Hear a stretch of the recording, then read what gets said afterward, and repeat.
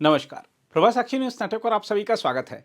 भारत की सेनाओं को आधुनिक हथियारों और अत्याधुनिक तकनीक से लैस करने, सीमाओं की सुरक्षा को अभेद्य बनाने और हर मोर्चे पर दुश्मन को करारा जवाब देने के लिए प्रधानमंत्री नरेंद्र मोदी कभी पीछे नहीं रहते। राष्ट्रीय सुरक्षा को लेकर उनकी नीति साफ है कि ताकत ही शांति की सबसे मजबूत गारंटी होती है। इसी सोच के तहत भारतीय वायुसेना की मारक क्षमता को नई ऊंचाइयों पर ले जाने वाला एक और निर्णायक कदम अब आकार ले रहा है। राफेल लड़ाकू विमानों की संख्या बढ़ाने की दिशा में सरकार की ताजा पहल न केवल वायुसेना की कमजोर पड़ती स्क्वाड्रन ताकत को संबल देगी, बल्कि बदलते सामरिक परिदृश्य में भारत को निर्णायक बढ़त भी दिलाएगी। हम आपको बता दें कि रक्षा सचिव राजेश कुमार सिंह की अध्यक्षता वाले रक्षा खरीद बोर्ड ने फ्रांस की कंपनी डसॉल्ट एविएशन से 114 राफेल लड़ाकू विमानों की खरीद के प्रस्ताव को मंजूरी दे दी है। यह मंजूरी औपचारिक प्रक्रिया का पहला ठोस चरण है, जिसके बाद प्रस्ताव रक्षा अधिग्रहण परिषद के सामने जाएगा और अंततः प्रधानमंत्री नरेंद्र मोदी की अध्यक्षता वाली कैबिनेट समिति से अंतिम स्वीकृति मिलेगी। अनुमान है कि यह सौदा करीब 3.5 लाख करोड़ रुपए का होगा, जो भारत का अब तक का सबसे बड़ा रक्षा सौदा बन सकता है। यह मंजूरी ऐसे समय आई है जब फ्रांस के राष्ट्रपति इमैनुअल मैक्रों के भारत दौरे की तैयारी चल रही है।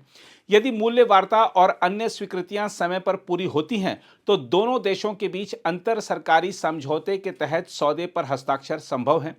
इस मॉडल में बिचौलियों की कोई भूमिका नहीं होगी और सीधे आपूर्ति सुनिश्चित होगी। हम आपको बता दें कि भारतीय वायुसेना पहले ही 36 राफेल विमानों का संचालन कर रही है और नौसेना ने भी इसी श्रेणी के 26 समुद्री संस्करण मंगाए हैं। नए सौदे के तहत 18 विमान सीधे उड़ान योग्य स्थिति में मिलेंगे, जबकि शेष का निर्माण भारत में होगा। नागपुर स्थित डसॉल्ट रिलायंस एरोस्पेस में अंतिम संयोजन लाइन स्थापित करने की तैयारी है, जहां टाटा, महिंद्रा और डायनोमेटिक टेक्नोलॉजी जैसी भारतीय कंपनियां साझेदार बनेंगी। स्वदेशी सामग्री की हिस्सेदारी 55 से 60% तक रहने की उम्मीद है। हम आपको यह भी बता दें कि इस सौदे में भारत ने कुछ बड़ी शर्तें रखी हैं, जिनमें सभी विमानों पर भारतीय हथियारों और मिसाइलों का एकीकरण, सुरक्षित डेटा लिंक और एयरफ्रेम, इंजन तथा एवियोनिक्स में प्रौद्योगिकी हस्तांतरण शामिल हैं। राफेल के अपग्रेडेड F4 और भविष्य के F5 संस्करणों की मांग भी रखी गई है, जिनमें नई पीढ़ी का AESA रडार, बेहतर आत्म सुरक्षा प्रणाली, लंबी दूरी की मारक क्षमता और AI आधारित सहायता शामिल होगी। यह सब ऐसे समय हो रहा है जब वायुसेना की स्क्वाड्रन संख्या घटकर 29 रह गई है, जबकि स्वीकृत संख्या 42 है। MiG-21 जैसे पुराने विमानों की विदाई और तेजस परियोजना में देरी ने यह अंतर और गहरा कर दिया है। चीन और पाकिस्तान के साथ दो मोर्चों की चुनौती और बांग्लादेश की ओर से उभरती सुरक्षा चिंता ने इस खरीद को अनिवार्य बना दिया है।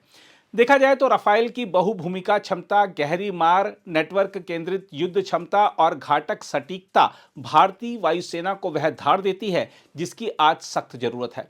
यह विमान हवा में प्रभुत्व स्थापित करने के साथ साथ जमीनी ठिकानों और सर्जिकल वार और समुद्री क्षेत्र में भी निर्णायक भूमिका निभा सकता है।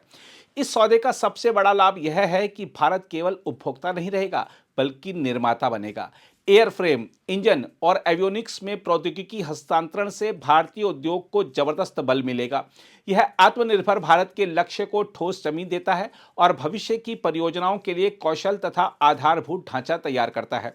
साथ ही बड़ी संख्या में एक ही प्लेटफॉर्म होने से रखरखाव लागत घटेगी और उपलब्धता बढ़ेगी। सामरिक परिदृश्य में इसका प्रभाव दूरगामी होगा। चीन की पीपुल्स लिबरेशन आर्मी, एयरफोर्स और पाकिस्तान की वायुसेना दोनों को अब ऐसे प्रतिद्वंदी का सामना करना होगा जो सेंसर, हथियार और नेटवर्क के स्तर पर उनसे आगे है। राफेल की तैनाती से भारत की निवारक क्षमता मजबूत होगी और किसी भी दुस्साहस की कीमत दुश्मन के लिए असहनीय होगी। बहरहाल, राफेल सौदा भारत के संप्रभु निर्णय का प्रतीक है। यह बताता है कि राष्ट्रीय सुरक्षा पर कोई समझौता नहीं होगा। भारत अब निर्णायक प्रतिकार की पूरी तैयारी कर चुका है। यही संदेश राफेल के पंखों पर सवार होकर आसमान में गूंजेगा।